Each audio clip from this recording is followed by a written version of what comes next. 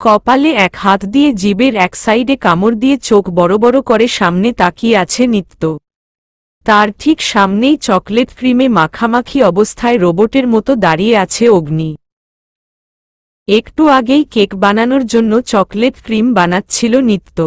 সেই মুহূর্তে নিত্য কিচেনে একা থাকায় অগ্নি চুপি চুপি নিঃশব্দে কিচেনে ঢুকে পড়ে। তার উদ্দেশ্য ছিল নিত্যকে চমকে দেওয়া, কিন্তু তার এই চমকে দেওয়া যে তাকে চকলেটে গোসল করিয়ে ছাড়বে তা সে কল্পনাতেও ভাবতে পারেনি কোনোকালেই। তার মতে একজন মেডিকেলে পড়ুয়া ছাত্রী নিতান্তই সাহসী হবে, কিন্তু নিত্য যে সবার থেকে ব্যতিক্রম তা সে এখন বেশ বুঝতে পারছে। অগ্নি নিত্যকে সারপ্রাইজ দেবে বলে পা টিপে টিপে নিত্যর পেছনে গিয়ে ভাউ করে চেঁচিয়ে উঠেছিল। সেই সময় নিত্য চকলেট ক্রিম বানাচ্ছিল। হঠাৎ পেছনে থেকে কারো ভাউ করে উঠায় হাতে চকলেটের বোলটা নিয়ে চিৎকার করে ঘুরে দাঁড়ায় সে। কিন্তু দুর্ভাগ্যবশত ক্রিমগুলো ছিটকে অগ্নির ওপর পড়ে যায়, যার ফলস্বরূপ অগ্নি এখন চকলেটের ভূতে পরিণত হয়েছে। আম সো সরি, আসলে আমি বুঝতে পারিনি। হঠাৎ কারো চেঁচানোর আওয়াজে ভয় পেয়ে ঘুরতে গিয়ে মানে ওই চকলেটগুলো আর কি। হে হে, জোরপূর্বক দাঁত বের করে হেসে দিয়ে। নিত্যর এখন ঠিক কি করা উচিত তা সে বুঝে উঠতে পারছে না। বারবার এদিক ওদিক তাকিয়ে শুকনো ঢোক গিলে যাচ্ছে সে। তার মতে অগ্নি এখনই অগ্নিমূর্তি রূপ ধারণ করবে। আগের ফ্লেভারে কনভার্ট হয়ে ২-৪টে থাপ্পড়ও বসিয়ে দিতে পারে সেই ভয় আগে থেকেই দুগালে দুহাত চেপে ধরে রেখেছে নিত্য। কিন্তু তাকে অবাক করে দিয়ে অগ্নি নিজের গালে লেগে থাকা চকলেট এক আঙুলে স্লাইড করে নিয়ে আঙুলটি মুখে ঢুকিয়ে দেয়। অগ্নির কাণ্ড দেখে কিছুই বুঝে উঠতে পারছে না নিত্য। বোকার মতো হা করে অগ্নিকে দেখে বোঝার চেষ্টা করছে যে এক্সাক্টলি ঠিক কি করতে চাইছে সে। অগ্নি ঠোঁট পাউট টাইপ করে নাড়িয়ে চাড়িয়ে ভ্রু কুঁচকে চোখ দুটো এদিক ওদিক ঘুরিয়ে আনমনেই বলে উঠল, সবই ঠিকঠাক, তবে একটু সল্ট দিতে হবে, না হলে কেমন যেন বিদঘুটে টাইপ টেস্ট আসছে। বলেই উল্টো দিকে ঘুরে হাঁটা ধরল অগ্নি। যা দেখে নিত্যর মুখের হা আগের তুলনায় আরও দ্বিগুণ আকার ধারণ করল। আনমনেই বলে উঠল সে, হা, এটা কি হল? গত ২.৫ ঘন্টা যাবৎ আমি মাত্র দুটো বিক্রিয়া মুখস্থ করেছি, তাও মাঝে মাঝে সংকেতগুলো গুলিয়ে ফেলছি। যদি বইয়ের পাতাগুলো খেয়ে ফেললেও পোড়াগুলো মুখস্থ হতো তবে আমি ছাগলের মতো গাছের পাতার বদলে বইয়ের পাতাগুলোই ছিঁড়ে ছিঁড়ে খেতাম নির্ঘাত। কিন্তু তা তো আর সম্ভব নয়। বইয়ের পাতাগুলো পানিতে গুলিয়ে জুস বানিয়ে খেলেও তা আমার ছোটখাটো মাথায় ঢুকবে না। সামনেই জল্লাদের মতো কোপ বসানোর জন্য বসে আছে সাদা বিলাই। উনাকে দেখেই আমার রুহু কেঁপে উঠছে। একটু পর পর একটা করে পানির গ্লাস শেষ করে চলেছি আমি। গলাটা এবার আগের থেকে আরও বেশি শুকিয়ে এলো যখন নিবিড় ভাইয়া কড়া গলায় বলে উঠলেন, দেখি এতক্ষণ ধরে কতটুকু পড়লে, বই রাখো, নোটবুক বের করো। উনার কথাটা শোনা মাত্রই বুলের বামপাশে একটা মোচড় দিয়ে উঠল। এই বুঝি বুক ফেটে কান্না করে পুরো বন্যা বইয়ে দেব আমি। গলা আমার শুকিয়ে কাঠ হয়ে গেল আবারও। তাই উনার দিকে আবারও অসহায় দৃষ্টি নিক্ষেপ করে করুণ স্বরে বলে উঠলাম, নিনিবিড় ভাভাইয়া, আরেক গ্লাস পানি প্লিজ।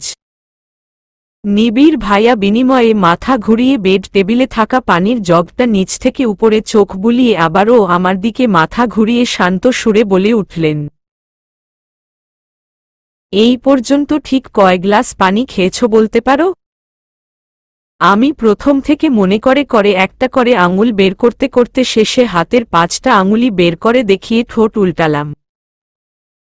সাথে সাথেই উনার হাই ভোল্টেজ ওয়ালা এক ধমক খেয়ে জমে গেলাম আমি। 5 গ্লাস পানি খেয়ে পুরো জগ খালি করে ফেলেছ। এরপরেও তোমার গলা শুকায় কিভাবে? ওটা তোমার পেট নাকি কুয়া? সব পানি দিয়েই ভর্তি করে ফেললে ডিনার কোনো পেটে ঢুকাবে? স্টুপিড। কেন? আপনার পেটে। বলেই নিজেই নিজের মুখ চেপে ধরলাম আমি।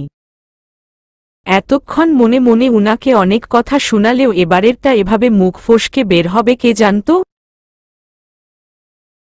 কিন্তু অবাক করা বিষয় উনি মুখে কিছুই না বলে বসা থেকে উঠে গেলেন। উঠেই আমার দিকে এগোতে লাগলেন। যা দেখে আমার প্রাণপাখি যেন যায় যায়। আমার পেটে ঢুকাবে তাই না? তা কিভাবে শুনি? আমি তো ওটা ভুলে বলে ফেলেছি ভাভাইয়া। ছুরি। হোয়াট? ওই ছুরিটা আবার কি? হে হে। সরি এর তোতলা ভার্সন। দাঁত বের করে। Shut up. Such a stupid girl. চুপচাপ পড়ো। বলেই জগটা নিয়ে রুম থেকে ধরাম করে দরজাটা লাগিয়ে চলে গেলেন। আর আমি এক লাফ মেরে উঠে পড়লাম। দৌড়ে গিয়ে দরজা খুলতে লাগলাম। এই সুযোগ আমাকে পালাতে হবে। কিন্তু দুঃখের বিষয় সাদা বিলাই আমার সুযোগের মাথা কেটে দরজাটা বাইরে থেকে লক করে চলে গেছেন। মেজাজটা পুরোপুরি বিগড়ে গেল আমার। দিনে দুপুরে এত অত্যাচার আর সহ্য করা যাচ্ছে না। মনের ক্ষোভ মেটাতে জোরে একটা চিৎকার দিয়ে বসলাম আমি। সাদা বিলাইয়ের বাচ্চা, তোর কপালে বউ জুটবে না দেখে নিস। শাকচুন্নি তোর ঘাড় মটকাবে। একসাথে 100টা কুত্তার তারা খাবি তুই। বলেই দরজায় জোরেসরে একটা লাথি মেরে আবারও অগত্যা টেবিলে বসে বইয়ে মুখ গুজলাম আমি। আরে ওই দিকটায় দেখুন, বেলুনগুলো তো খুলে যাচ্ছে। Hey just don't worry atom bomb. Ratri চোখ ছোট ছোট করে তাকাতেই oops. I mean miss what? Ratri দাঁতে দাঁত চেপে। ও হিয়েস। রাত্রি, রাইট? ওকে ওকে আমি ঠিক করে দিচ্ছি। বলেই টুলের ওপর উঠে গেল রুশো। ব্যানারের পাশে বেলুনগুলো ঠিকমতো লাগিয়ে যেই না নিচে নামতে যাবে অমনি টুল থেকে পা স্লিপ কেটে সোজা রাত্রির ওপর গিয়ে পড়ল সে। রাত্রি এমন আকস্মিক ঘটনায় টাল সামলাতে না পেরে নিজেও পড়ে যায় ফ্লোরে। রুশো রাত্রির ওপরে আর রাত্রি রুশোর নিচে। রুশো একদৃষ্টিতে রাত্রির দিকে তাকিয়ে আছে, যেন কোনো জাদুঘরের ভাস্কর্য পর্যবেক্ষণ করছে সে। এদিকে রাত্রি রুশোকে ধাক্কিয়ে যাচ্ছে কিন্তু তাতে কোনো লাভই হচ্ছে না তার। রুশো আগের মতোই ঘোর লাগানো দৃষ্টিতে চেয়ে আছে তার দিকে। ওই ব্যাটা ধলা ইন্দুর, উঠো বলতেছি। না চেঁচিয়েও কোনো লাভ হচ্ছে না। রুশো আগের মতোই রিয়াকশন ছাড়া ড্যাবড্যাব করে চেয়ে আছে তার দিকে। রাত্রির শরীরে এতটা শক্তিও নেই যে রুশো ধাক্কিয়ে ওপর থেকে ফেলে দেবে। শেষে আর কোনো উপায় না পেয়ে নিজের মাথা দিয়ে রুশোর মাথায় ঝিসুম করে একটা বাড়ি মেরে দিল রাত্রি। রুশো আউচ করে মাথা চেপে ধরে সরে যেতেই রাত্রি চট করে উঠে দাঁড়িয়ে নিজের কপালে হাত বুলাতে থাকে। সে নিজে থেকে মারলেও অনেকটা ব্যথা লেগেছে নিজেরই। নিউটনের বলের তৃতীয় সূত্র মোতাবেক যেমন বলা হয়েছে প্রত্যেক ক্রিয়ারই সমান ও বিপরীতমুখী প্রতিক্রিয়া রয়েছে, ঠিক তেমনি আঘাত দিতে যেতে উল্টে আঘাত লেগেছে রাত্রিরও। ওরে আমার বিউটিফুল কপালে পোটেটো বানিয়ে ফেলল রে। কপাল চেপে ধরে গড়াগড়ি খেতে খেতে বলে উঠল রুশো। রাত্রি কপাল ঘষতে ঘষতেই চোখ বড় বড় করে বলে উঠল, মানে কপালে পোটেটো? আরে আলু আলু, আলু বানিয়ে ফেললে তুমি আমার কপালে। আউচ! উহুহুহু। রুশোর কথা শুনে না চাইতেও হাসি পেল রাত্রির। তাও হাসি উপেক্ষা করে রাগী ফেস নিয়ে আবারও কপালে হাত বুলাতে লাগল নিজের। রুশো উঠে দাঁড়িয়ে রাত্রিকে নিজের কপালে হাত বোলাতে দেখে চিন্তিত হয়ে বলে উঠল, ঈশ্বস তোমারও লেগে গেল। প্লিজ, আমায় হার্ট করবে সে ঠিক আছে, বাট নিজেকে হার্ট করে আমায় মেরো না। রাত্রি রুশোর এমন কথায় কিছুটা অবাক হয়। পর মুহূর্তে আবারও ঝাঝালো গলায় বলে উঠল, একটা কাজও কি ঠিকমতো করতে পারেন না আপনি? আর মেয়ে মানুষের মতো পড়ে গেলেন কেন? ইভেন এতবার বলার পরই বা সরছিলেন না কেন আমার ওপর থেকে? আরে আরে কাম অন, জাস্ট রিল্যাক্স না। এত হাইপার হলে ডেকোরেশন করবে কি করে? How so just chill. ওটা একটা অ্যাক্সিডেন্ট ছিল, just nothing else. And sorry once again for. বলেই টুপ করে নিজের কপালের সাথে রাত্রির কপালে আরেকবার আস্তে করে বাড়ি মেরে উল্টো দিকে ফিরেই দৌড়ে যেতে যেতে বলে উঠল, ছোটবেলায় মাম্মা বলতো, কারো সাথে মাথায় একবার বাড়ি খেলে শিং গজায়, দুবার খেলে আর গজায় না। আমার সুইট কিউট ফেইসে শিংটা খুবই বাজে লাগবে, সো আরেকটা বাড়ি দিলাম। Sorry atom bomb. জোরে টান দিয়ে। রুশো আর রাত্রির দিকে ফিরে তাকায়নি। এক ছুটে ছাদ থেকে বেরিয়ে গেছে সে।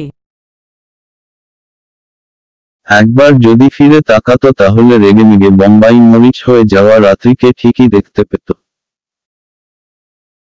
খেতে এসো, ডিনারের টাইম হয়ে গেছে।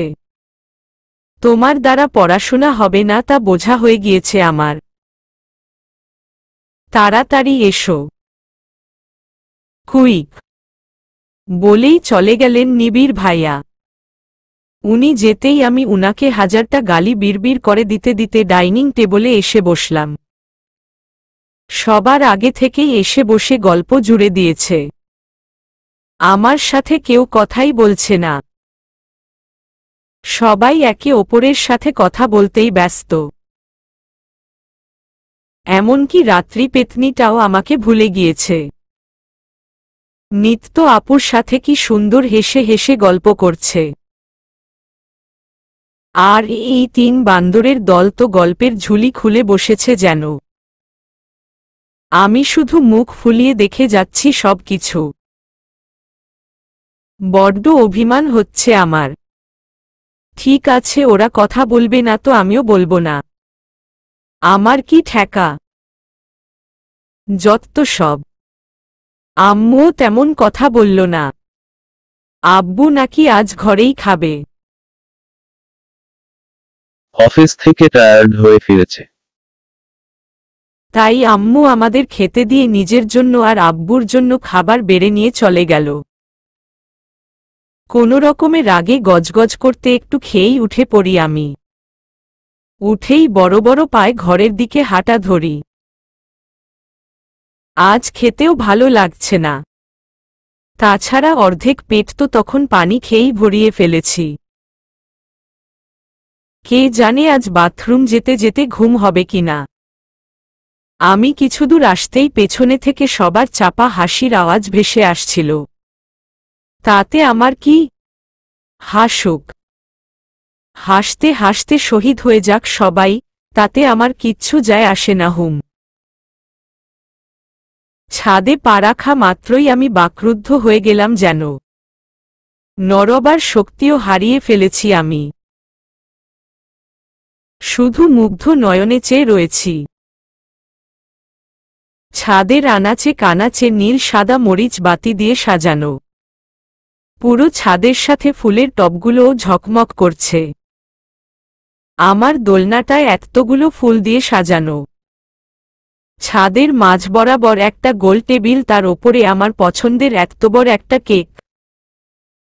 তার ঠিক পেছনে খানিকটা উঁচুতে বড় একটা ঝুলানো ব্যানার টাঙানো। তার দুপাশে নীল সাদা রঙের বেলুন লাগানো।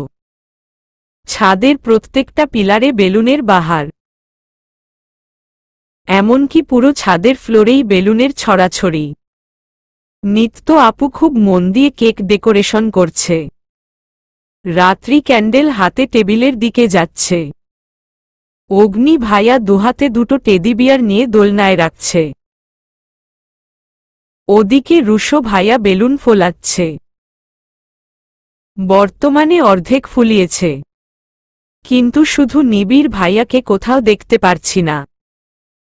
হঠাৎ আমাকে দেখে সবাই একদফা ভূত দেখার মতো চমকে গেল।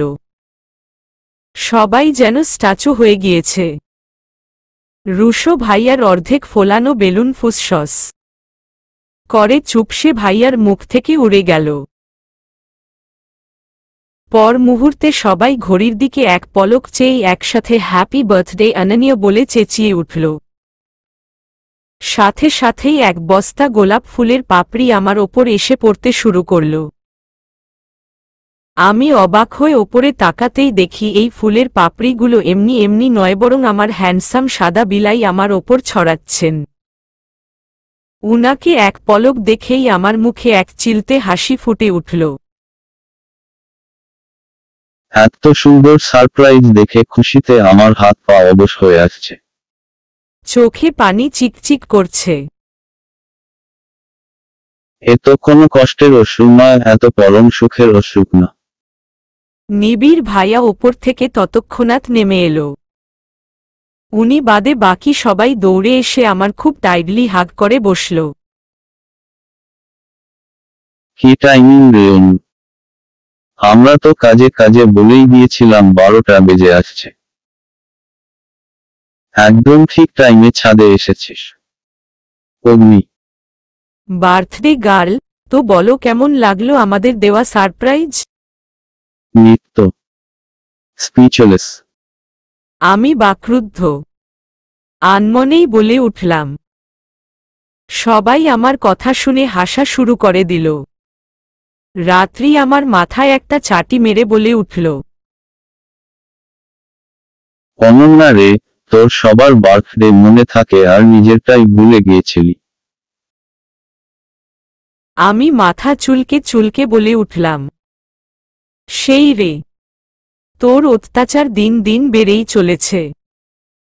দেখ এখনই সব ভুলে যাচ্ছি। তোর চেঁচামেচিতে না নিজেকেই ভুলে যাই।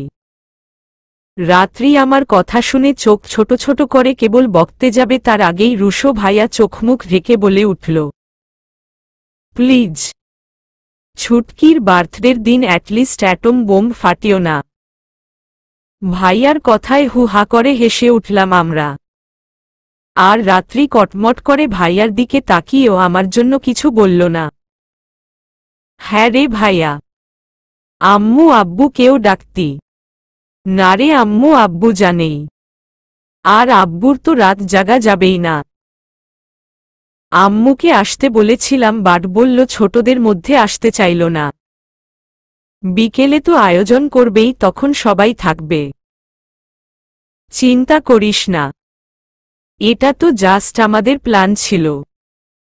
অগ্নি, হেই ব্রো শিস, তোমাদের হলে চলো, ছুটকিকে দিয়ে কেক কাটাই।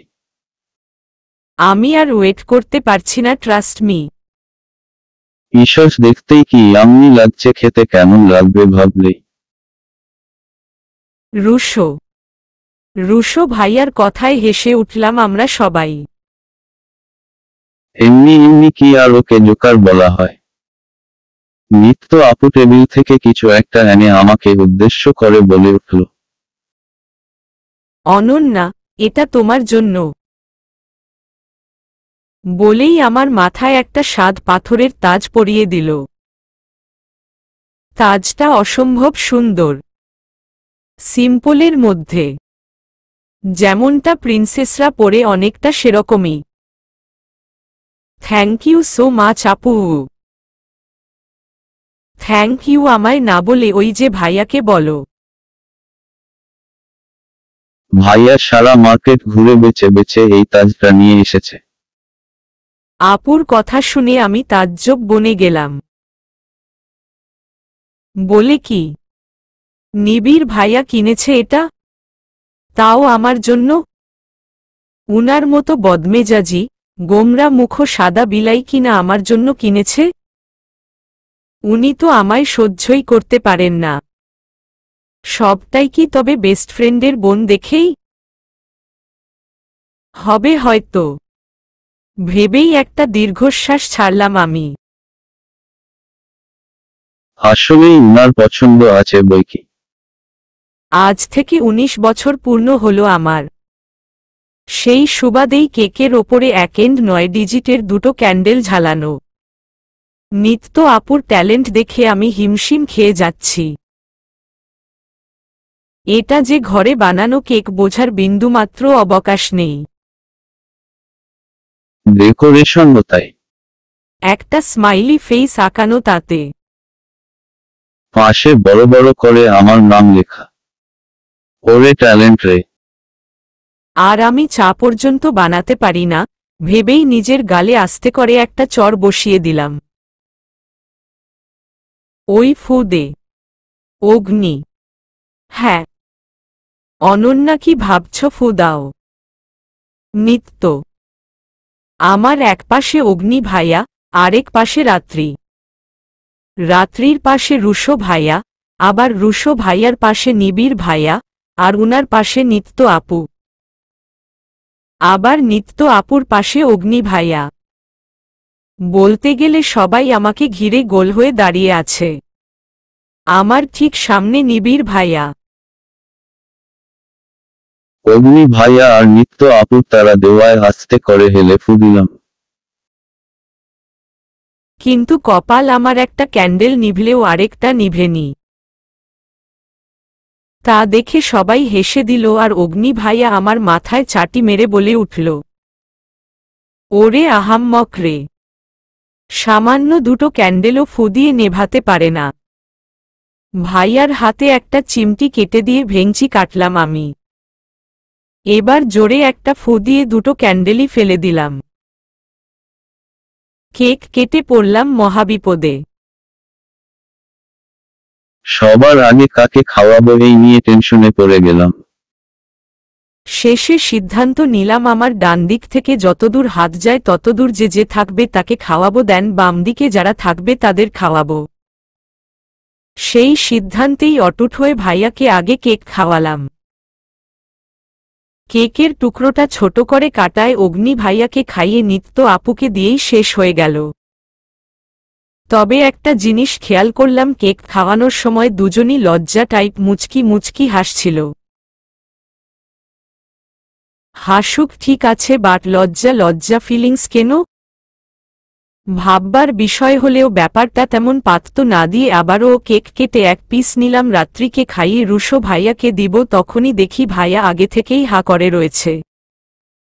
আমি ফিক করে হেসে পুরো পিসটাই রুশো ভাইয়াকে দিয়ে দিলাম। রুশো ভাইয়াও মনের সুখে কেক খেতে লেগে পড়ল। এবার আমার বুক ধুক ধুক করছে, কারণ লাস্ট ওয়ান যিনি এখনও কেক খাননি তিনি হলেন ওয়ান এন্ড অনলি মুখশধারী সাদা বিলাই। উনাকে চেনা বড়ই মুশকিল।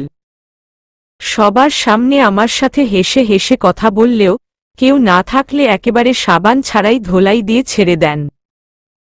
হা, আচ্ছা, উনাকে খাওয়ানোটা কি খুব জরুরি? না খাওয়ালে হয় না? উনি তো তাকাচ্ছেনও না। তাহলে বরং নাই খাওয়াই। এসব আকাশ পাতাল ভাবছি, তখনই ভাইয়ার গলা কানে এলো। কি রে, কি ভাবছিস? নিবিড়কে খাওয়া। ভাইয়ার ভাবনার মাঝখানে সাইকেল চালানোর জন্য আমার সাজানো গোছানো পরিকল্পনাটা একদম মাঠে মারা গেল। আমি মুখ গোমরা করে এক পিস কেক নিয়ে উনার সামনে গেলাম। উনি আমাকে দেখে কিঞ্চিত ভ্রু কুঁচকালেন, সাথে ঠোঁটে বাঁকা হাসি ফুটিয়ে তুললেন। যা জানান দিচ্ছে তিনি মনে মনে কোনো ফন্দি আঁটছেন নিশ্চয়। আমি ভয়ে ভয়ে উনার মুখের কাছে কেকের টুকরোটা এগোতেই উনি আমার হাত ধরে কেকের সাথে আমার হাতের আঙুলও মুখে ঢুকিয়ে নিলেন। এমন আকস্মিক ঘটনায় আমি চোখ বড় বড় করে ফেললাম। সাথে সাথেই উনি আমার আঙুলে কচ করে কামড় বসিয়ে ছেড়ে দিলেন। আমি ব্যথায় যেই না মুখ খুলে চেঁচাতে যাব তার আগেই উনি কৌশলে কেকের বাকি অংশ আমার মুখে পুরে দিলেন। সবটা সবার অগোচরেই ঘটে গেল, কারণ সবাই তো মজা করতে ব্যস্ত। নিবিড় ভাইয়া আমার দিকে বাম সাইডের ভ্রু উঁচু করে নিজের ঠোঁট বাম দিকে বাঁকিয়ে ডোন্ট কেয়ার ভাব নিয়ে ভাইয়াদের কাছে চলে গেলেন। আর আমি কেক নিয়েই মুখ ফুলিয়ে রোবটের মতো দাঁড়িয়ে আছি। কেকটাকে চাবানোর কথাও মাথায় নেই আমার। হঠাৎ মনে পড়ায় কোনোরকমে কেকটা গিলে এক গ্লাস পানি খেয়ে নিলাম।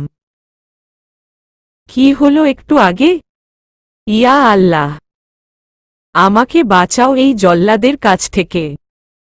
দিনে দুপুরে এত অত্যাচার আর সহ্য করা যায় না। ভাইরে, তুই কি এই দুনিয়ায় আর বেস্টু পাইস নাই? মাম্মি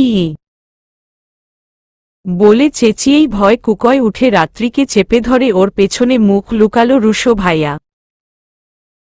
ভাইয়ার এহেন কাণ্ডে কেউই কিছু বুঝে উঠতে পারছি না আমরা। আবার কি হলো?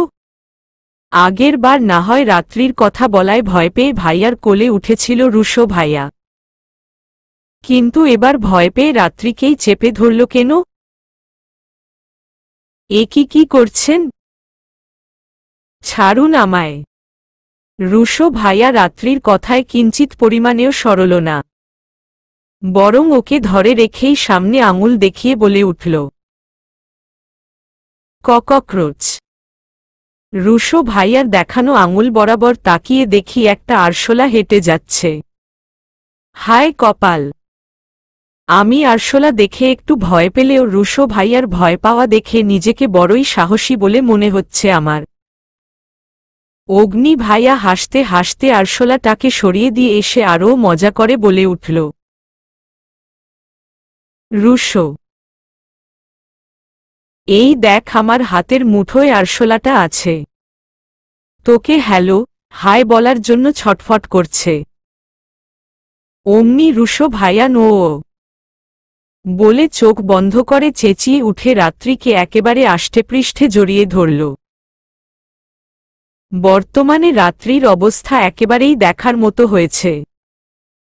না পারছে ভাইয়াকে ছাড়াতে আর না পারছে সইতে। ব্যাপারটায় কার কি মনে হচ্ছে তা জানি না, তবে আমার ব্যাপক মজা লাগছে। হাসতে হাসতে পেটে খিল ধরে যাবে বোধ হয় আমার। ছাদের এক কোণে বসে নাকে বরফ লাগাচ্ছে রুশো ভাইয়া। তার ঠিক পাশে গালে হাত দিয়ে বসে আছি আমি। এই নিয়ে দ্বিতীয়বার নাকটাকে টমেটো বানিয়ে ছাড়ল রুশো ভাইয়া। আমি বুঝি না দেহের এতগুলো অঙ্গপ্রত্যঙ্গ থাকার পরও রাত্রির চোখে কোনো ভাইয়ার অসহায় নাকটাই পড়ে। হুয়াই! অগ্নি ভাইয়া আর নিবিড় ভাইয়া নিজেদের মধ্যে কি সব খুশুর ফুসুর করে যাচ্ছেন, আর একটু পরপর মুখ টিপে হেসে চলেছেন। ওদিকে নিত্য আপু চেয়ারে বসে হাই তুলছে। যা জানান দিচ্ছে আপুর চোখে এক বস্তা ঘুম এসে বাসা বেঁধেছে। আর রাত্রি তো তখন রুশো ভাইয়ার নাকটাকে টমেটো বানিয়েই ঘরে চলে গেছে। এতটা রাগ কেন করল ও? রুশো ভাইয়া তো আর ইচ্ছে করে করে চেপে ধরেনি ওকে। ভয় ভাঙার পর বেশ কবার সরি ও তো বলেছে, তাও এত রাগ। ঈশস কি ঘুষিটাই না মেরেছিল? ভাবলেই মনে হয় এই বুঝি আমার নাকটাই ফেটে গেল রে। ঘরের দরজা লাগিয়ে বালিশ কোলে নিয়ে এক নাগাড়ে কেঁদে যাচ্ছে রাত্রি। সে এই জন্য কাঁদছে না যে রুশো তাকে জড়িয়ে ধরেছিল, বরং সে তো কাঁদছে অগ্নির জন্য। ফোফাতে ফোফাতেই অস্পষ্ট গলায় বলে যাচ্ছে সে, কেন অগ্নি ভাইয়া কেন করলেন এমন? অন্য কেউ আমাকে ধরায় কোথায় ছাড়িয়ে দেবেন তা না, আরও এমন মজা করলেন যেন ওই ধলা ইন্দুর আরও আমায় চেপে ধরে। আপনার কিচ্ছু যায় আসলো না? আরও হাসাহাসি করছিলেন আমায় নিয়ে আপনি। কেন? আপনি কি বোঝেন না যে আমি আপনাকে ভালোবাসি? কই আপনি নাকি মেয়েদের সাথে কথা বলেন না? নিত্য আপুর সাথে তো খুব হেসে খেলেই কথা বলেন আপনি। আজ এত সুন্দর করে সাজলাম, এক নজর দেখলেনও না। কেন বলুন?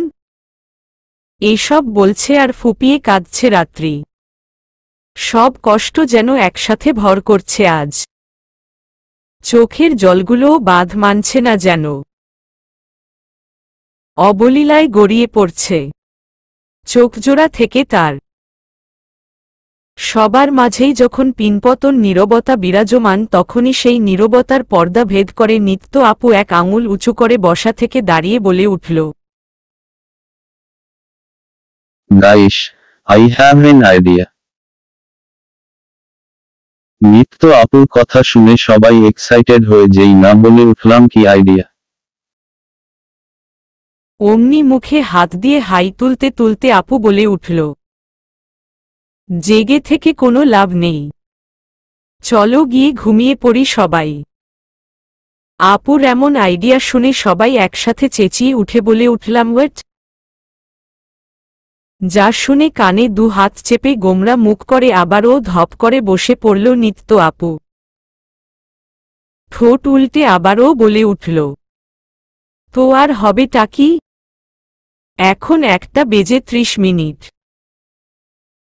তাতে নাকি 2টো পর্যন্ত জেগে হই হুল্লোড় করব আমরা? তা না, সবাই চুপচাপ। কিচ্ছু ভেবে পেলে না কেউই? তার থেকে তো ঘুমোনোই ঢের ভালো, নয় কি?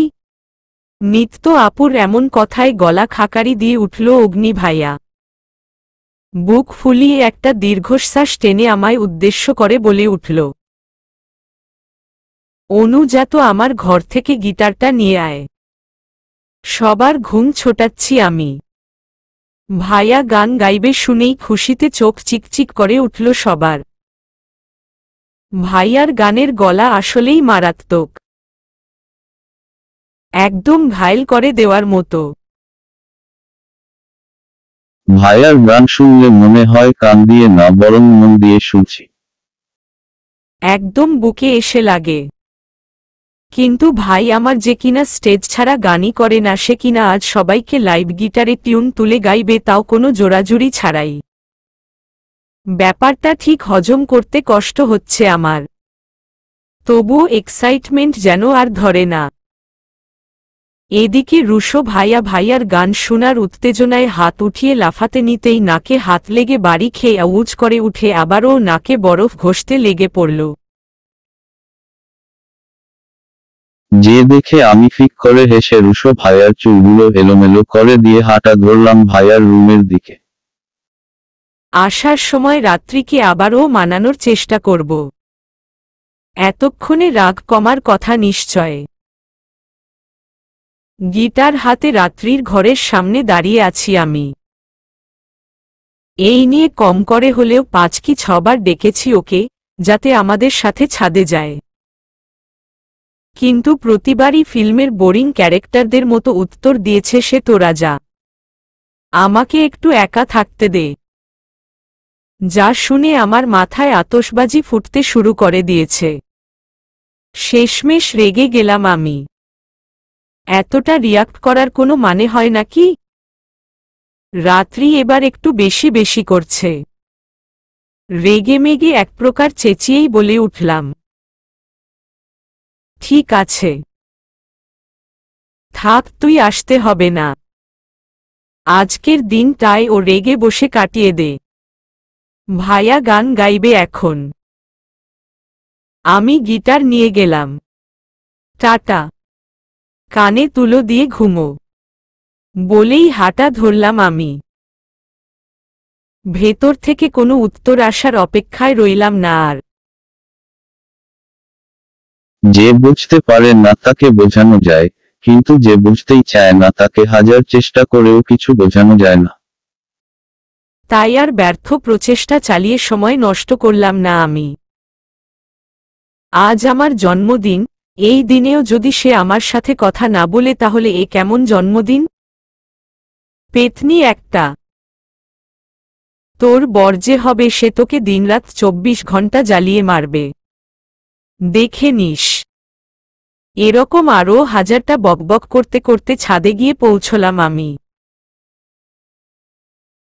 আমি যেতেই দেখি মেঝেতে কার্পেট বিছিয়ে অলরেডি গোল হয়ে বসে গিয়েছে সবাই।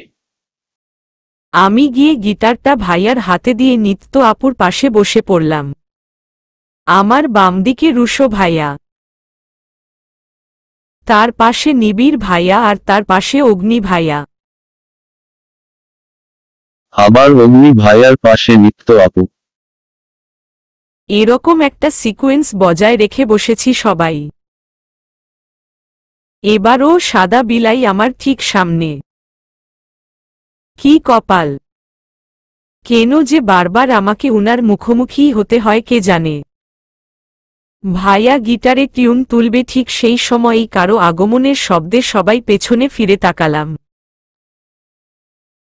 রাত্রি ধীর পায়ে গুটিসুটি মেরে এগিয়ে আসছে এদিকেই। আমি ওকে দেখে খুশি হলেও মুখে তা প্রকাশ না করে মুখ ফুলিয়ে রুশো ভাইয়ার দিকে চেপে বসলাম।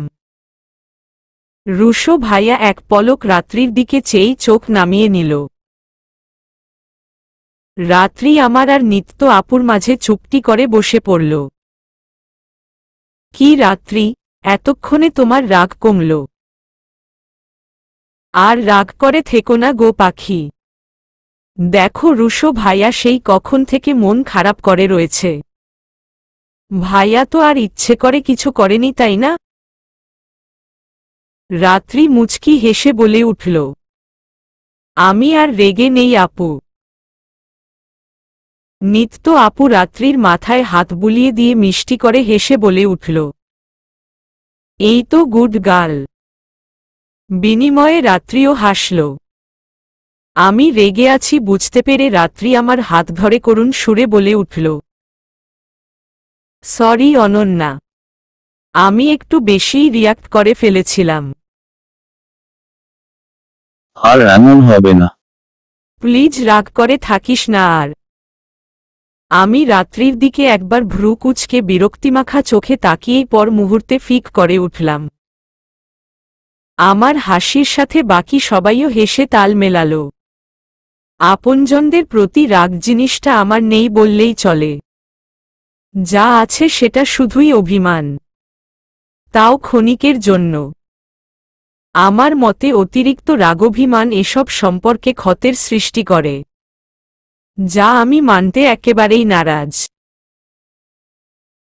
কেন শুধু শুধু রাগ অভিমান করে জীবনের সুন্দর মুহূর্তগুলো নষ্ট করতে হবে? পরে তো ঠিকই আফসোস করতে হয়। তার থেকে এসব রাগ অভিমান না করে ফুরফুরে মেজাজেই থাকা শ্রেয়। ভাইয়া গান গাইতে চেয়েই যেন পড়ল মহাবিপদে। কোনো গানটা গাইবে এই নিয়ে বড়ই কনফিউজড ভাইয়া। কারণ আমরা একজন এক গানের আবদার করে বসছি। এক প্রকার চেঁচামেচি শুরু করে দিয়েছি বলা যায়। একজনের এক আবদার শুনে ভাইয়া হিমশিম খেয়ে যাচ্ছে।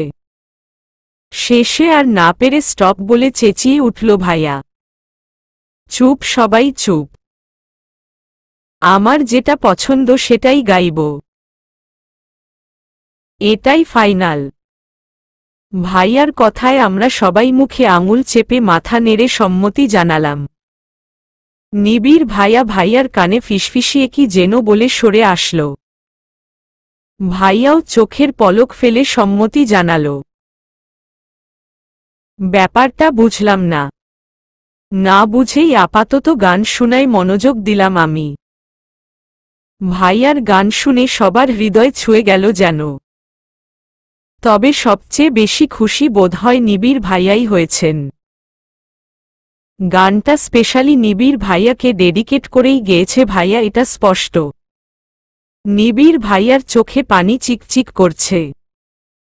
ঠোঁটের কোণে সেই প্রশান্তিমাখা হাসি ফুটে উঠেছে উনার। এই তোকে না বললাম এটা বাদে অন্য কোনো গান গাইতে? শালা, ইমোশনাল করে দিস কেন বলতো? ভাইয়ার কান টেনে ধরে। আহহ, লাগছে। ব্যাটা ছাড়। কোথায় থ্যাঙ্কস জানাবি তা না, আর তুই আবার আমাকে শালা বলে ডাকলি? চোখ ছোট ছোট করে। ওহ, বললাম নাকি? কি জানি মনে পড়ছে না তো। মাথা চুলকে। দাঁড়া মনে করাচ্ছি বলেই ভাইয়া নিবিড় ভাইয়ার মাথা চাটি মেরে দিল। মার খেয়ে দুজনেই হাসিতে ফেটে পড়ল। আমরা এতক্ষণ নীরব দর্শকের মতো ওদের কাণ্ড কারখানা দেখছিলাম। এবার সবাই একসাথে হাসা শুরু করে দিলাম। রাত 2:12 ঘুমবাবাজি অলরেডি আমার চোখে কলিং বেল বাজিয়ে চলেছে। শুধু একটা আরামদায়ক বিছানা দরকার। ব্যাস তাতেই একটা জব্বর ঘুম দেব আমি। আমার সাথে সাথে সবারই প্রায় একই অবস্থা, শুধু ভাইয়া আর নিত্য আপু বাদে। ব্যাপারখানা বড়ই অদ্ভুত। একটু আগে নিত্য আপু ঘুমে টুপছিল, এখন আবার চোখে ঘুমের বিন্দুমাত্র লেশফেশও নেই। আমি আর পারব না ঘুম আটকে রাখতে। ওদিকে রুশো ভাইয়া অলরেডি বসে বসেই ঘুমোনো শুরু করে দিয়েছে। রাত্রি আর আমার একই অবস্থা। হঠাৎ নিবিড় ভাইয়া ঘুমু ঘুমু চোখে বলে উঠলেন, অগ্নি ভাই আমার, আমি গেলাম। তুই টেবিল চেয়ার যার যার জায়গায় রেখে শুতে চলে আয়। বলেই চোখ ডলতে ডলতে ভেতরে চলে গেলেন। নিবিড় ভাইয়ার যাওয়া দেখে রুশো ভাইয়াও টলমল করতে করতে ছুট লাগাল। এবার আমার আর রাত্রির যাওয়ার পালা। যেহেতু আর ঘুমের সাথে প্রতিযোগিতায় পারা যাচ্ছে না, আমরা গেলাম। আপু, ভাইয়া তোমরাও এসো, বলেই রাত্রিকে টানতে টানতে নিয়ে চলে এলাম।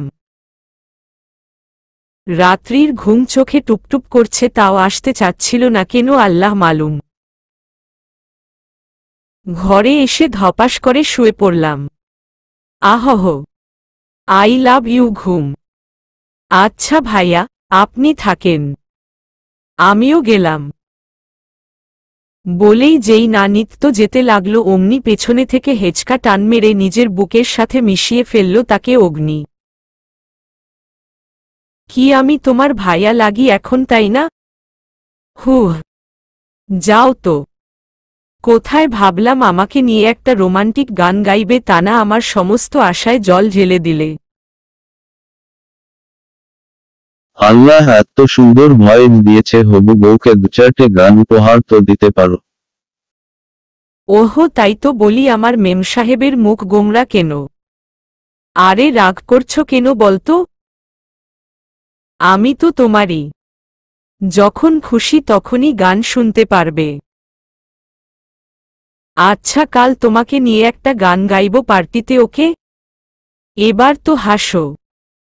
নিত্য মুচকি হেসে অগ্নির গালে একটা চুমু এঁকে দিয়ে ছুট লাগালো ঘরে। আর অগ্নি ওখানেই স্ট্যাচু হয়ে গালে হাত দিয়ে দাঁড়িয়ে রইল। আনমনেই বলে উঠল সে, এটা কি ছিল? আম্মু আব্বু পার্টির অ্যারেঞ্জমেন্টের জন্য ব্যস্ত।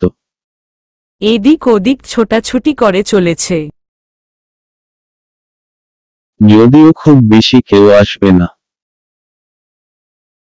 আন্টি আঙ্কেল আর আব্বুর কিছু বন্ধুবান্ধব, সাথে নিবিড় ভাইয়ার আব্বুও আসবে। আর আমরা ছোটরা তো আছি। সকাল সকাল নিবিড় ভাইয়া আর নিত্য আপু বাসায় চলে গেছিল। আবার দুপুরের দিকে এসে কাজে লেগে পড়েছে। সবাই যার যার কাজেই ব্যস্ত। আরে আমি বার্থডে গার্ল, আমাকে কেউ পাত্তাই দিচ্ছে না। হুহ, বড্ড খিদে পেয়েছে, তবে সেটা যেমন তেমন খিদে নয়, টক জাতীয় কিছুর খিদে। লোকজন আসতে আসতে তো সন্ধে হয়ে যাবে। এদিকে লাঞ্চ করেও যেন পেট ভরেনি আমার। পেট আমার টকঝাল করে মরছে। সবাই ব্যস্ত, কাকেই বা বলবো এই অদ্ভুতুরে খিদের কথা। ভেবেই একটা দীর্ঘশ্বাস ফেলে হাঁটা ধরলাম কিচেনের দিকে। কিচেনে কেউই নেই। একটা বড় ঝুড়িতে এতগুলো সিদ্ধ ডিম রাখা আছে। আশেপাশে কিছু না পেয়ে বাধ্য হয়ে ফ্রিজ খুললাম আমি। ফ্রিজের ভেতরে তাকাতেই চোখ আটকে গেল আমার তেঁতুলের আচারের বয়ামে। আহা, এতক্ষণ কই ছিলি তুই? আচারের বয়াম হাতে নিয়ে কিচেনেই সিনের পাশে বসে আচার খেতে লাগলাম আমি। উফ, কি মজা! আচার খেতে আমার কোনো কিছুরই হুঁশ নেই। হঠাৎ কারো চাপা হাসির আওয়াজে ধ্যান ভাঙল আমার। সামনে তাকিয়ে দেখি রাত্রি হাসতে হাসতে গড়াগড়ি খাওয়া শুরু করে দিয়েছে। যা দেখে আমি ভ্রু কুঁচকে বলে উঠলাম, লাফিং গ্যাস খেয়ে এসেছিস নাকি? পাগলির মতো হাসছিস কেন? রাত্রি হাসতে হাসতেই বলে উঠল, বারে, তো হাসব না? তুই যে বিয়ের আগেই প্রেগন্যান্ট হয়ে বসে আছিস। না হেসে কি আর পারা যায়? রাত্রির কথা লাফ মেরে দাঁড়িয়ে রাগী গলায় বলে উঠলাম, ওই পেতনি, কি সব আজে বাজে বকছিস? কোথায় বলা আছে আচার খেলেই প্রেগন্যান্ট হয়? আমার টকের খিদে লেগেছিল তাই আচার খাচ্ছি। আমার কথায় রাত্রি যেন চরম অবাক। চোখ বড় বড় করে বলে উঠল, সে কি রে? তাহলে তো নিঃসন্দেহে প্রেগন্যান্ট। আল্লাহ গো, কে করল এটা? আমি ওর কথায় রেগে গিয়ে তবে রে বলেই ঝুড়ি থেকে একটা ডিম হাতে নিলাম। রাত্রি বিপদের গন্ধ পেয়েই উল্টো দিকে ছুট লাগালো, সাথে আমিও। একটু যেতেই হাতে থাকা ডিমটা ছুঁড়ে মারার অভিনয় করে ভয় দেখাতে যেয়ে হাত ফসকে ডিমটা উড়ে গেল আমার। আমি আর রাত্রি দুজনেই বিস্ময় ডিমের ল্যান্ডিং পয়েন্ট দেখতে ব্যস্ত হওয়া মাত্রই চোখ যেন বেরিয়ে এলো দুজনার। শেষমেশ সাদা বিলাইয়ের মাথায় ডিমটা গিয়ে সোজা ল্যান্ডিং করে বসল রে। আমি আরও চরম অবাক হয়ে পড়লাম, কারণ ডিমটা সেদ্ধ নয় বরং কাঁচা। যা দেখে মুখে দুহাত চেপে চোখ বড় বড় হয়ে এলো আমার। ডিমের কুসুম উনার মাথায় সূর্যমুখী ফুলের মতো ফুটে উঠেছে, আর সাদা অংশে মাখামাখি উনার গা। উনি রক্তিম চোখে হাত মুষ্টিবদ্ধ করে আমার দিকে চেয়ে রাগটাকে একেবারে সঞ্চয় করে নিচ্ছেন। এমন সময় রুশো ভাইয়া এই পরিস্থিতি দেখে বলে উঠল, ওহ মাই আল্লাহ! নিবিড় ব্রোর মাথায় ফুটল আন্ডা। এখন তো ছুটকি খাবে ডান্ডা। ভাভা ভাইয়া, প্লিজ আমাকে যেতে দিন। আমি তো আর ইচ্ছে করে আন্ডা ফুটাইনি। থুককু মানে ওই ডিম মারিনি। ওটা তো মানে ওই হাত থেকে ফসকে উড়ে গিয়েছিল আর ল্যান্ড করার মরো ভালো জায়গা খুঁজে না পেয়ে আপনার মাথাটাকেই বেছে নিয়েছিল। আমার কোনো দোষ নেই। এবারও উনি ভাবলেশহীন। আমি উনার হাত থেকে রেহাই পাওয়ার জন্য সেই কখন থেকে কাকুতিমিনতি করে চলেছি, কিন্তু উনি তো উনি। আমাকে ওখান থেকে টেনে হিচড়ে নিয়ে এসে ওয়াশরুমে ঢুকে পড়েছেন। বর্তমানে আমি আর আন্ডামাখা সাদা বিলাই একই ওয়াশরুমে অবস্থান করছি। উনি দরজা আটকে দিয়ে দরজায় হেলান দিয়ে চোখ দুটো বন্ধ করে রেখেছেন। এই নিয়ে কয়েকবার মাফ চেয়ে উনার কানে ডুগডুগি বাজিয়েছি, কিন্তু উনি যেন কিছু শুনতেই পারছেন না। আসার সময় রুশো ভাইয়া আর রাত্রিকে মুখে আঙুল চেপে থাকতে বলে এসেছেন। ওরাও নিবিড় ভাইয়ার রক্তিম চোখ দেখে ভয় কিছু বলার সাহস পায়নি। এদিকে আমি অসহায়। চেঁচামেচি করেও কোনো লাভ হবে না। কেউ এদিকে নেই। সবাই যার যার কাজে ব্যস্ত। তাই উনার কাছে মাফ চাওয়া ছাড়া আর কোনো উপায় নেই, যদিও জানি মাফ তো আজীবনেও করবেন না, তবে আমাকে সাফ করে দিতে পারেন অবশ্য। ভাভাইয়া। আর বলতে পারলাম না। উনি এবার হেলান দেওয়া থেকে উঠে সোজা আমার উপর আক্রমণ করে বসলেন। আমার দুবাহু শক্ত করে দুহাতে ধরে দেওয়ালের সাথে চেপে ধরলেন উনি আমায়। একদম চুপ। আর একটা কথাও বলবে না তুমি। তোমার জন্য আজ আমার এই হাল। ইয়াক। Just look at me. আমার কি অবস্থা করেছ তুমি। এখন তুমি এসব পরিষ্কার করবে। শ্যাম্পুর বোতল নিয়ে সাইডে দাঁড়াও। পানিশমেন্ট আরও বাকি আছে। বলেই ঝরনা ছেড়ে দিলেন উনি। ঝরনার পানিগুলোর ছিটে এসে পড়ছে আমার ওপর। আর উনি চোখ বন্ধ করে ঝরনার নিচে দাঁড়িয়ে ভিজে যাচ্ছেন। একসময় উনার চুল থেকে ডিমের কুসুমটা টুস করে পড়ে গেল। যা দেখে আমি মনে মনে বলে উঠলাম, ওভাবেই তো ভালো লাগছিল উনাকে। কি সুন্দর সূর্যমুখী ফুলের মতো ফুটেছিল উনার মাথায়। তখন কার সিনটা আসলেই জাস্ট দেখার মতো ছিল। কিভাবে ডিমটা উড়ে গেল, ওর সোজা সাদা বিলাইয়ের মাথায় ল্যান্ড করে বসল। ডিম ও কত বুদ্ধিমান রে। ভাবা যায়। ঠিকই বুঝতে পেরেছিল যে কার মাথায় ফোটা উচিত। এই মেয়ে।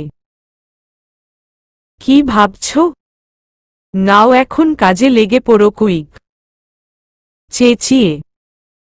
উনার হাই ভোল্টেজওয়ালা ধমক খেয়ে আমি পুনরায় বাস্তবে ফিরে এলাম। কিন্তু উনার ওই ডিমমাখা চুলে হাত দেব কিভাবে? ইউ। এমনিতেই তো উনার কাছে গেলেই ভয় হাত পা ঠান্ডা হয়ে আসে। সেখানে উনাকে শ্যাম্পু করিয়ে দেব আমি? ইম্পসিবল। তাই মনে মনে একটা ফন্দি আঁটলাম। জানি না কাজে দেবে কি না। তাও শেষ রক্ষার জন্য আটানো ফন্দিটাকে বাস্তবায়ন করা জরুরি। পরিস্থিতি সামাল দেওয়ার জন্য মুখটা কাচুমাচু করে ইনোসেন্ট মার্কা হাসির রেশ টেনে বলে উঠলাম, ভাভাইয়া, আপনি এত রাগ করছেন কেন বলুন তো? আপনার তো আরও আমার কাছে থ্যাঙ্কফুল থাকা উচিত। নিবিড় ভাইয়া এবার চোখ খুললেন। বিস্ময় হোয়াট? বলে চেঁচিয়ে উঠলেন উনি। আবারও আমি মুখটা কাচুমাচু করে বলে উঠলাম, আসলে কি জানেন ভাইয়া, ডিম বড়ই উপকারী একটা খাদ্যবস্তু। ডিম খেলেই যে শুধু উপকার তা নয়, এটা লাগিয়েই মানুষ উপকৃত হয়। দেখেন না এখন কার মানুষ ডিম খাওয়ার বদলে মাখে। এটা দিয়ে বিভিন্ন ফেস প্যাক তৈরি করে। আর চুলের কথা বলবেন তো, ডিমের কোনো তুলনাই হয় না। চুল ঘন, সিল্কি, মজবুত করাই ডিম গুরুত্বপূর্ণ ভূমিকা পালন করে। তাই ডিম মেরে তো আরও আপনার চুল সুন্দর করে দিলাম আমি। এখন বলুন, আমাকে থ্যাঙ্কস দেবেন নাকি শাস্তি? উনি আমার দিকে দিকে কিছুক্ষণ ভ্রু কুঁচকে চোখ ছোট ছোট করে তাকিয়ে পর মুহূর্তে হুহা করে হেসে ফেললেন। আমি বুঝলাম না হাসলেন কেন উনি? উনার তো উল্টে আরও রাগ করবার কথা ছিল। তাহলে কি সত্যিই আমার ফন্দি কাজে লেগে গেল? ভেবেই মনটা খুশি হয়ে গেল। কিন্তু এই খুশি আর বেশিক্ষণ টিকল না যখন সাদা বিলাই হাসতে হাসতেই বলে উঠলেন, সিরিয়াসলি অনন্যা, তুমি আমায় তোমার স্টুপিড লজিক দিয়ে ভোলাতে চাইছ? কত ডাম তুমি! উফ অফ! বলেই আবারও হাসতে লাগলেন। এবার পড়লাম আমি বড়ই দুশ্চিন্তায়। তার মানে কি সত্যিই আমাকে উনার ডিমমাখা চুলে শ্যাম্পু করিয়ে দিতে হবে? আল্লাহ গো! সামদি খিল মি প্লিজ। কিচেনের পাশে চেয়ার টেনে বসে নখ খাচ্ছে রুশো। তার ঠিক সামনে পায়চারি করে যাচ্ছে রাত্রি। তাদের দুজনেরই টেনশনে ঘাম ছুটে যাচ্ছে। কে জানে আবার কান ধরে উঠবস করাই নাকি অনন্যাকে। রাত্রি হঠাৎ পায়চারি থামিয়ে একবার রুশোর দিকে তাকাল। রুশো এখনও সমানে নখ কামড়ে যাচ্ছে। যা দেখে বিরক্তবোধ করল রাত্রি। তার মতে এসব নখ কামড়ানো বাচ্চাদের কাজ, সেখানে এত বড় একটা ছেলে নখ কামড়াচ্ছে। যদিও রুশোকে দেখতে বাচ্চাদের মতোই লাগে। এই আপনি সেই কখন থেকে নখ কামড়ে যাচ্ছেন? বন্ধ করুন। রুশো রাত্রির ধমক খেয়ে নিজের হাতের দিকে তাকায়। আসলেই তো সেই তখন থেকেই দাঁত দিয়ে নখ কামড়ে যাচ্ছে সে।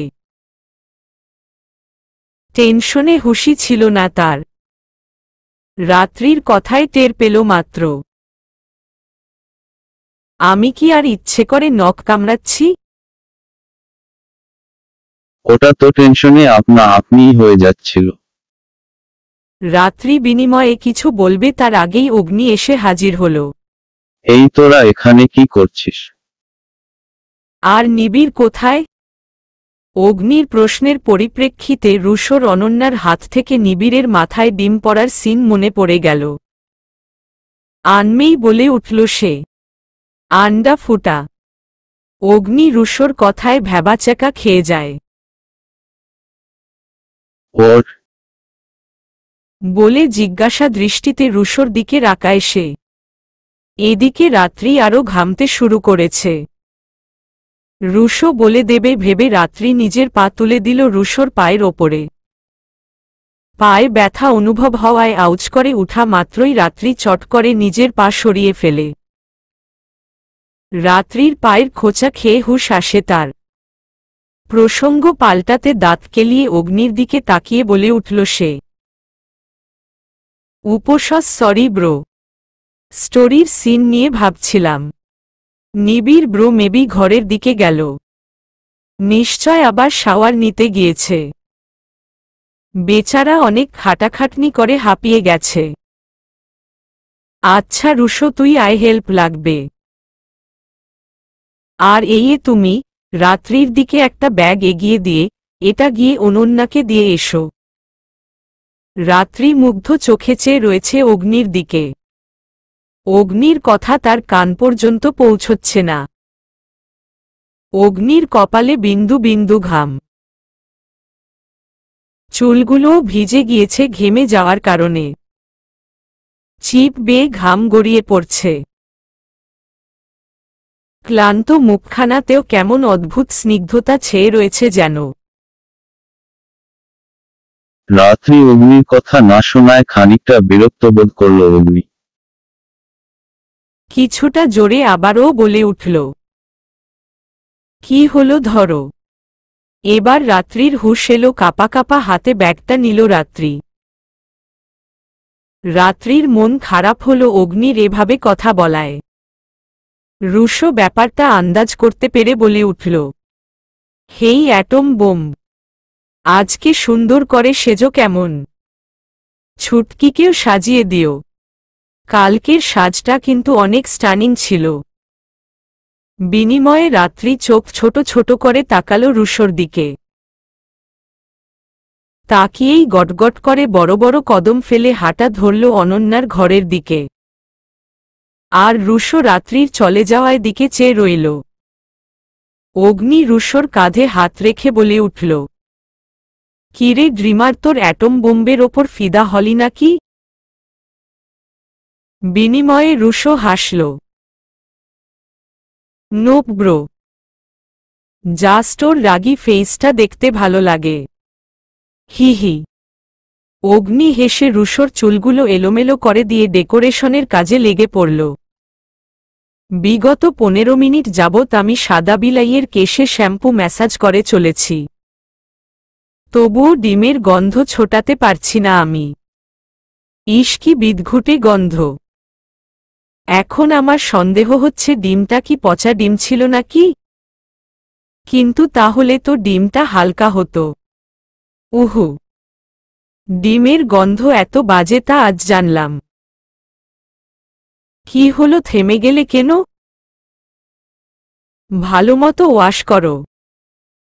যদি একটুও ছিটেফোঁটা গন্ধ থাকে তাহলে তো বুঝতেই পারছো তোমার কি হাল করব। সাদা বিলাইয়ের কথায় একটা শুকনো ঢোক গিললাম আমি। কল্পনায় দেখেও নিলাম আমি এক বিরাট হাড়ির ভেতর বসে আছি, আর সাদা বিলাই আমার থেকে প্রায় 10 গুণ বড়।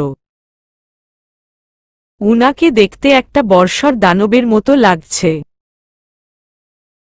উনি অট্টহাসি হেসে একের পর এক ডিম ছুঁড়ে মারছেন আমার ওপর, আর আমি ডিমের সাগরে ভেসে চলেছি।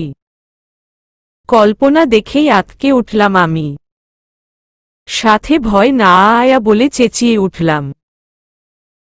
নিবিড় ভাইয়া ধরফরিয়ে বসা থেকে উঠে দাঁড়ালেন, আমার দুবাহু ঝাঁকিয়ে বলে উঠলেন, এই কি হয়েছে, চেঁচাচ্ছ কেন?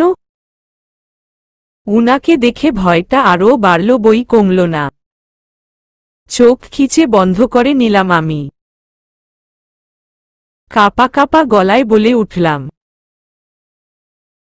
প্লিজ আমার কাছে আসবেন না, আমার ভয় করছে। ডিম মারবেন না সাদা বিলাই, প্লিজ। উনি আচমকা আমার কোমর জড়িয়ে ধরে হেঁচকা টান দিয়ে আমাকে একদম নিজের সাথে মিশিয়ে ফেলেন। আমি এতক্ষণ অর্ধভেজা অবস্থায় ছিলাম, কিন্তু এবার পুরোপুরি ভিজে টুইটুম্বুর হয়ে গেলাম। আমি উনার এতটা কাছে চলে এসেছি যে আর একটু খাটো হলে বোধহয় উনার হৃদস্পন্দন শুনতে পেতাম। উনি আমাকে বুকের সাথে জড়িয়ে ধরেই বলতে শুরু করলেন, কেন করো এমন হুম? বলি না আমার থেকে দূরে দূরে থাকতে, তাও কেন এত জ্বালাও আমায়? বোঝো না কেন বলো তো? কেন এত পোড়াও? নিজেকে যে নিয়ন্ত্রণ করতে পারি না আমি। উনার এমন শীতল কণ্ঠে পুরো শরীরে শিহরণের স্রোত বয়ে গেল আমার। এক দফা কেঁপে উঠলাম আমি। আমার হৃদপিণ্ডটা ভীষণ ফাস্ট বিট করা শুরু করে দিয়েছে। গায়ের লোমগুলো দাঁড়িয়ে যাচ্ছে আমার। উনি আমার কপালে হালকা করে ঠোঁট ছোঁয়াতেই জমে গেলাম আমি। নাম না জানা এক অদ্ভুত অনুভূতি হচ্ছে আমার। কিন্তু আমার তো এতক্ষণে তো আমার রেগে যাওয়া উচিত, কিন্তু আমার মধ্যে সেই রাগটা যেন সৃষ্টিই হচ্ছে না। উনি আমায় হুট করে ছেড়ে দিয়ে ঝরনা বন্ধ করে দিলেন। মুখ উল্টো দিকে ঘুরিয়ে আমার দিকে টাওয়াল এগিয়ে দিয়ে বলে উঠলেন, গা মুছে নিজের ঘরে গিয়ে চেঞ্জ করে নাও, হাস। উনার হুট করে অন্য ফ্লেভারে চলে যাওয়ায় কিছু বুঝে উঠতে পারলাম না আমি। কোনোরকমে গা মুছে ভেজা পাই বেরিয়ে এলাম। আমার রুমে এসে দেখি খাটের ওপরে একটা ব্যাগ রাখা, যার ভেতরে মেবি কোনো ড্রেস রয়েছে। ব্যাগটা নিয়েই ওয়াশরুমে ঢুকে চেঞ্জ করে নিলাম। ড্রেসটা আসলেই অসাধারণ, অফ হোয়াইট কালারের লং গাউন, তাতে সাদা পাথরের কাজ রয়েছে। এক কথায় নিজেকে নিজের কাছেই এখন পুতুল পুতুল লাগছে আমার। আমি সিঁড়ি বেয়ে নামছি। আমার দুপাশে রাত্রি আর নিত্য আপু। সাজাবার জন্য গিয়েছিল, কিন্তু আমি তো ভারী সাজ নেই না। রাত্রি মেকআপ বক্স যেই না খুলতে নিয়েছিল অমনি এক লাফ মেরে 2 হাত সরে গিয়েছি আমি। আমার মতে এসব মেকআপ আসলে ফেকআপ। মেকআপ করলে নিজেকে অন্য অন্য লাগে, নিজের আসল চেহারাটাই ঢাকা পড়ে যায়। যেটা একেবারেই অপছন্দ আমার। আল্লাহ আমাকে যা দিয়েছে তাতেই মাশাল্লাহ। নিত্য আপুও বেশি সাজগোজ পছন্দ করে না, তবুও রাত্রিও জোড়াজুড়িতে লিপস্টিক আর কাজল দিয়ে নিলাম। এটার আমার সাজগোজের সর্বোচ্চ সীমা। নিবিড় ভাইয়াকে দেখেই আজ আরেক দফা ক্রাশ খেয়ে বসলাম। বুকের ভেতরটা কেমন যেন ধক করে উঠল আমার। উনি অফ হোয়াইট শার্ট পরেছেন, উপরের দুটা বাটন খোলা, হাতা কুনুই পর্যন্ত ফোল্ড করা, সাথে কালো প্যান্ট। সিল্কি চুলগুলো চিকচিক করছে, কপালে এসে পড়ছে তাদের খানিকটা। ডার্ক রেড ঠোঁটগুলোতে সেই ভুবন ভোলানোর হাসি। উফ অফ, এতগুলো মাশাল্লাহ। আমি নামতেই আমার দিকে কয়েক সেকেন্ড স্থির দৃষ্টি নিক্ষেপ করে পরমুহূর্তে চোখ নামিয়ে নিলেন। কেক তো কাটা শেষ, ইভেন্ট সবাইকে দিয়ে দেওয়াও শেষ, তবে আরেকটা কেক কেন? ভাইয়াকে জিজ্ঞাসা করতেই কেমন এক রহস্যময়ী হাসি দিল। খটকা লাগছে এবার। রুশো ভাইয়া দাঁত কেলিয়ে রয়েছে আমার দিকে। নিত্য আপু মুচকি মুচকি হাসছে। রাত্রি আমার পাশে থাকায় ওর রিয়াকশন চোখে পড়ল না আমার। আমি রাত্রির দিকে মুখ ঘোরাতেই অনুভব করলাম কেউ এদিকে আসছে। বিপদের আশঙ্কা করে চট করে সরে যেতেই রুশো ভাইয়ার ক্রিমে মাখা হাত সোজা গিয়ে পড়ল রাত্রির গালের ওপর। আর আমি বোম ফুটার আগেই দুহাত দিয়ে চোখ ঢেকে ফেললাম। আমার সাথে সাথে বাকি সবাইও তাই। তৃতীয়বার নাক ফাটার দৃশ্য দেখলে আমি বোধহয় হার্ট অ্যাটাকই করে বসব। চলবে।